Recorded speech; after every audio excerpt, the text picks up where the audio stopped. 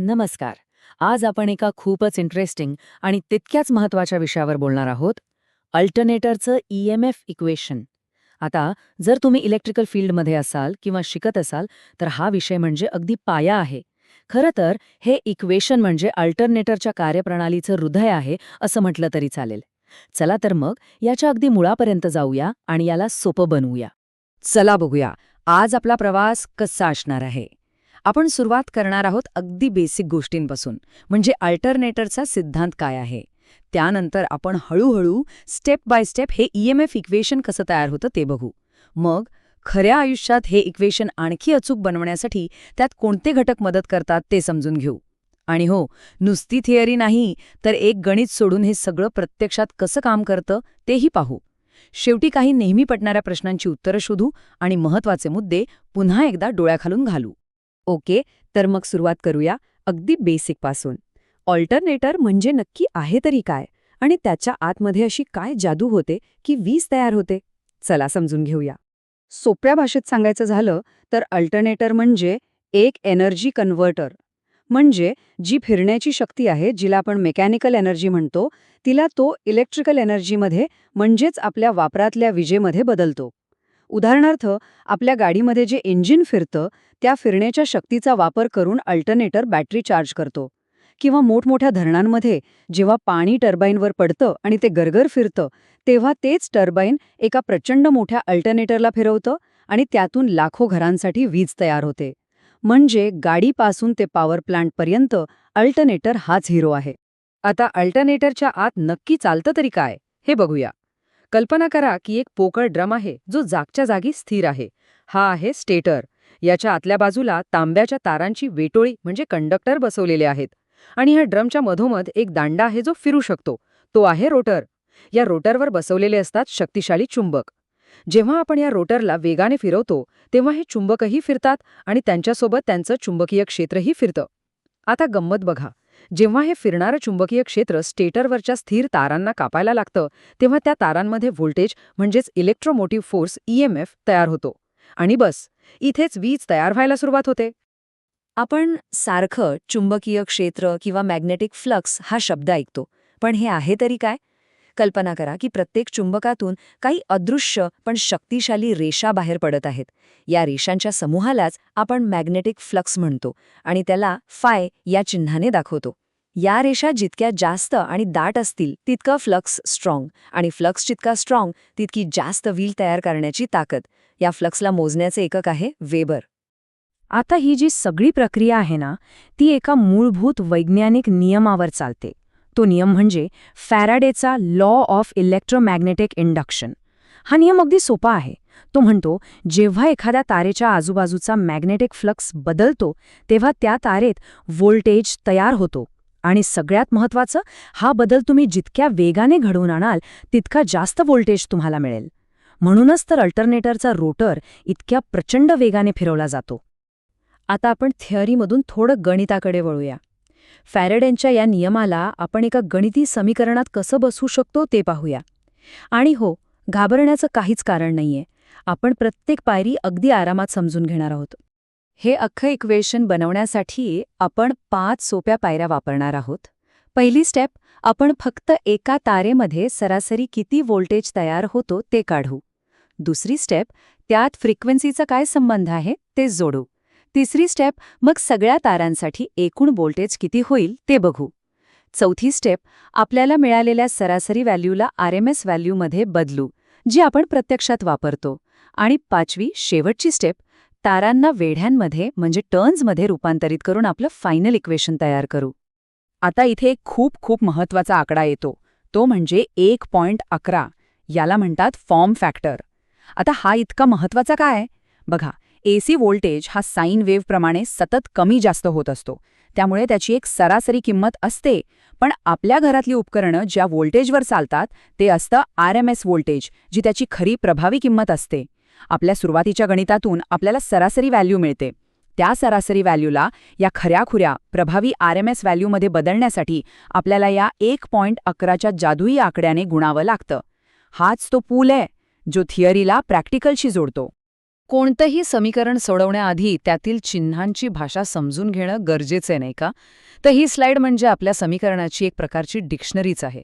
F म्हणजे frequency, five म्हणजे magnetic flux, Z म्हणजे एकूण तारा, टी म्हणजे वेढे किंवा टर्न्स, एन म्हणजे रोटरचा फिरण्याचा वेग आणि पी म्हणजे रोटरवर किती चुंबक आहेत त्यांची संख्या.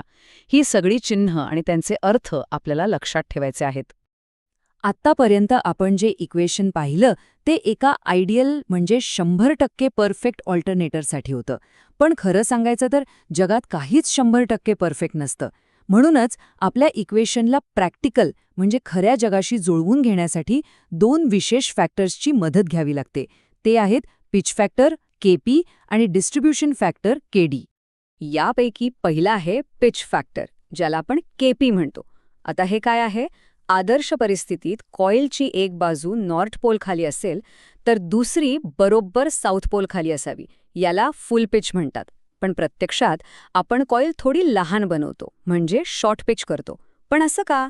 याने तांब्याची बचत तर होतेच, पण सगळ्यात महत्त्वाचं म्हणजे विजेमध्ये निर्माण होणारा कचरा म्हणजेच हार्मोनिक्स कमी होतात. अर्थात कॉइल लहान केल्याने व्होल्टेज थोडासा कमी होतो आणि हा व्होल्टेज किती प्रमाणात कमी झाला हेच मोजण्याचं काम पिच फॅक्टर करतो. आणि आता दुसरा महत्त्वाचा फॅक्टर डिस्ट्रीब्यूशन फॅक्टर म्हणजे केडी. याची कल्पना करणं पण सोपं आहे. समजा आपण सगळ्या तारा एकाच मोठ्या खाचेत न ठेवता त्या आजूबाजूच्या अनेक लहान लहान खाचांमध्ये पसरवून ठेवल्या. असं केल्याने मशीन अधिक सुरळीत चालते आणि आपल्याला चांगली वेव्हफॉर्म मिळते. पण याचा एक परिणाम होतो.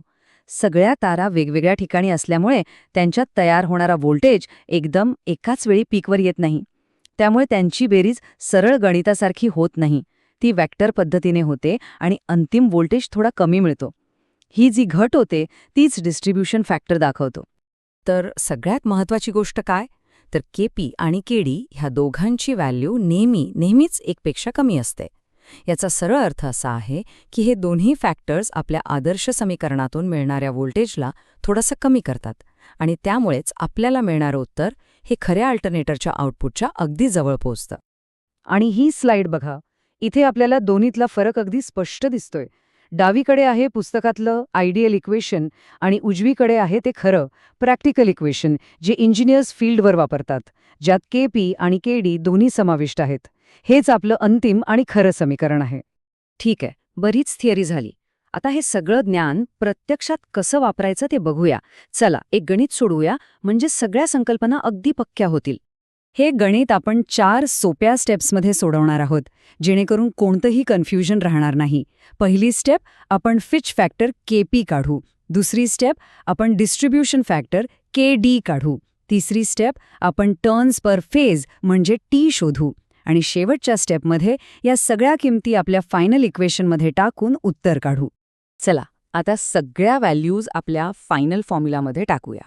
आपला फॉर्म्युला आहे EPH इज इक्वल टू 4.44 गुणुले केपी गुणुले केडी गुणुले एफ गुणुले पाय गुणुले टी. दिलेल्या माहितीनुसार या सगळ्या किमती टाकल्यावर आणि कॅल्क्युलेशन्स केल्यावर आपल्याला उत्तर मिळतं अंदाजे 300 व्होल्ट्स प्रति फेज. पाहिलं किती सोपं आहे? हा विषय शिकताना काही प्रश्न हमखास पडतात. चला त्यातलेच काही कॉमन प्रश्न घेऊया आणि त्यांची उत्तरं शोधूया, जेणेकरून आपल्या मनात कोणतीही शंका राहणार नाही. सगळ्यात पहिला आणि कॉमन प्रश्न, समीकरणातला हा 4.44 आकडा आला तरी कुठून? तो असाच हवेतून आलेला नाहीये. त्याच्या मागे एक लॉजिक आहे. ह्याचं उत्तर त्याच्यातच दडलंय. बघा 4.44 म्हणजे काय? तर 2.22 गुणिले 2. ह्यातला 2.22 येतो 2 गुणिले 1.11. यावरून जिथे 1.11 हा आपला फॉर्म फॅक्टर आहे आणि राहिलेला जो 2 आहे तो येतो कारण एका टर्नमध्ये 2 कंडक्टर्स असतात. त्यामुळे कंडक्टर्सला टर्न्समध्ये बदलताना हा 2 येतो. या सगळ्यांना एकत्र केल्यावर आपल्याला मिळतो 4.44. आता दुसरा प्रश्न, जर फुल पिच वाइंडिंगने व्होल्टेज जास्त मिळतं तर आपण ती का नाही वापरत? आपण मुद्दाम शॉर्ट पिच वाइंडिंगचा वापर का करतो? याचं उत्तर एका शब्दात आहे हार्मोनिक्स. हार्मोनिक्स म्हणजे काय? सोप्या भाषेत सांगायचं तर आपल्या विजेमधला नको असलेला कचरा किंवा नॉईज. फुल पिच वाइंडिंग वापरल्याने हे हार्मोनिक्स खूप वाढतात, ज्यामुळे आपल्याला शुद्ध एसी वेव्ह मिळत नाही. या उलट शॉर्ट पिच वाइंडिंग या हार्मोनिक्सला खूप प्रभावीपणे कमी करते.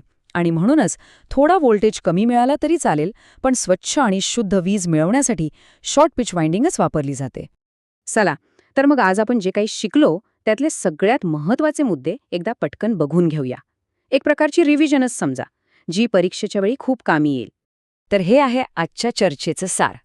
आपलं अंतिम आणि सर्वात महत्त्वाचं समीकरण आहे EP = 4.44 KP KD F∅T.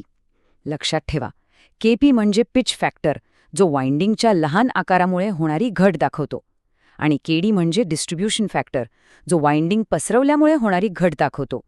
हे दोन्ही फॅक्टर आपल्या समीकरणाला अधिक वास्तविक बनवतात. आणि जाता जाता एक गोष्ट नक्की लक्षात ठेवा, EMF इक्वेशन हे खरंच अल्टरनेटरचं हृदय आहे. जर तुम्हाला हे इक्वेशन आणि त्यातील प्रत्येक भागाचा अर्थ व्यवस्थित समजला, तर समजून जा की तुम्हाला अल्टरनेटरच्या कामाची खरी ओळख झाली आहे. यावर आधारित गणितं सोडवण्याचा सराव करत राहा. भेटूया पुढच्या वेळी एका नवीन विषयासह.